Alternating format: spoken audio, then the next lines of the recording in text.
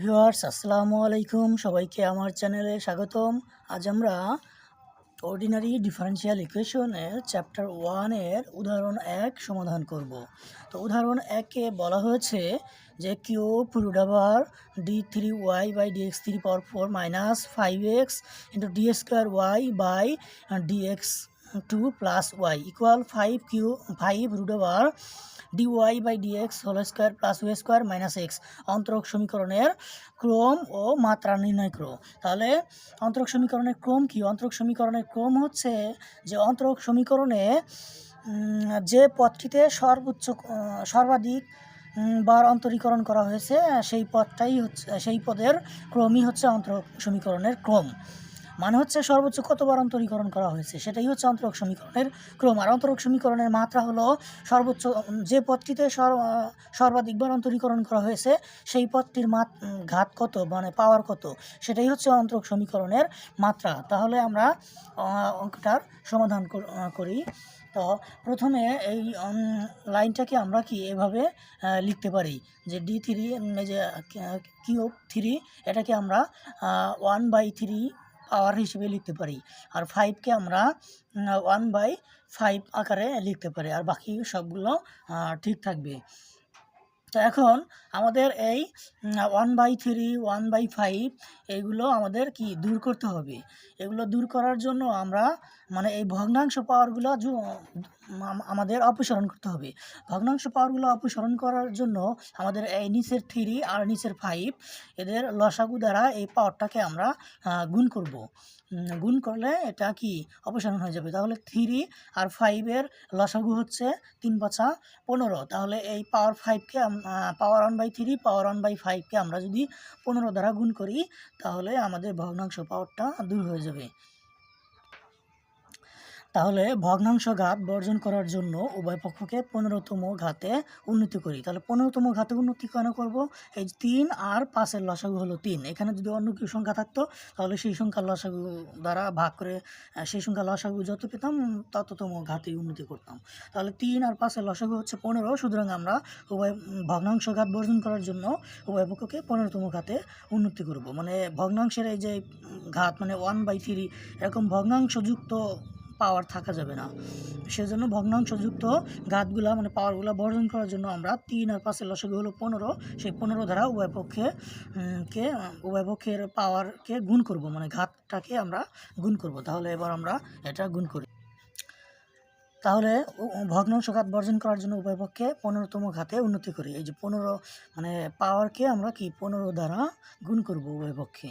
তাহলে এখন আমাদের 3 5 15, এ পাশে 15কে 3 দ্বারা ভাগ করলে হবে 5, এপাশে 5 দ্বারা 15কে কাটলে হবে আমাদের 3। তাহলে এটাকে আমরা সাজিয়ে লিখতে পারি। তাহলে এটাকে সাজিয়ে লিখলে আমরা এরকম পাবো। এখানে সর্বোচ্চ ক্রমধারী অন্তরজ, এখানে সর্বোচ্চ ক্রমধারী অন্তরজ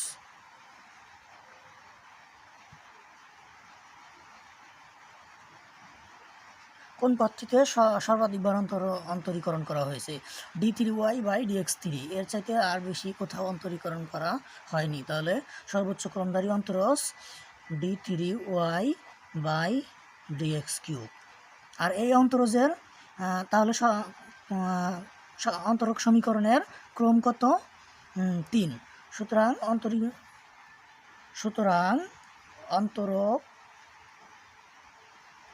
সমীকরণের ক্রম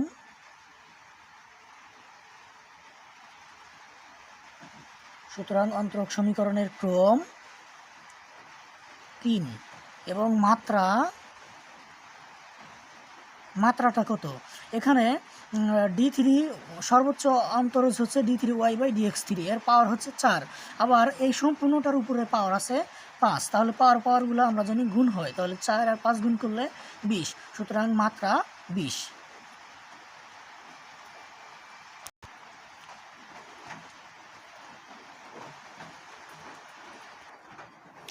এবার আমরা 2 নম্বর অঙ্কের 2 নম্বর উদাহরণের সমাধান করব।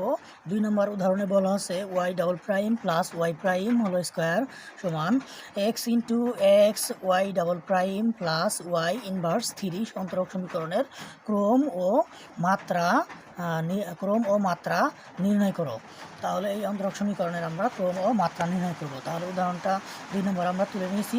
এবার এটাকে আমরা এভাবে একটু সাজিয়ে লিখতে পারি যে y double prime plus y prime square equal x into x y double prime plus y, এটাকে ইনভার্স 3 আছে, সুতরাং এটাকে আমরা পাওয়ার 3 লিখতে পারি, এক্সটা উপরে হবে। এবার আমরা যদি আড়াআড়ি গুণ করি তাহলে এটা এরকম হয় y prime plus y double prime plus y prime square into x y double prime plus y whole square সমান এক্স।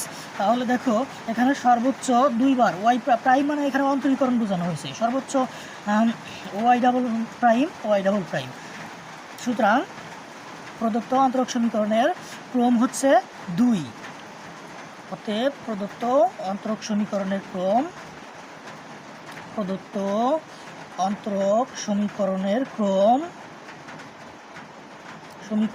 ক্রম 2 এবং মাত্রা এখানে মাত্রা হচ্ছে 2 আর এখানে মাত্রা হচ্ছে 2, তাহলে এখানে 3 হবে। এটা আর গুণ করলে এটার সঙ্গে এটা গুণ হবে, আর মনে 1 আছে এটার সাথে এক্স গুণ হবে। তাহলে এখানে মাত্রা হবে 2 আর এই 3 যোগ হবে, তাহলে 2 + 3 = 5। এটা অ্যান্সার।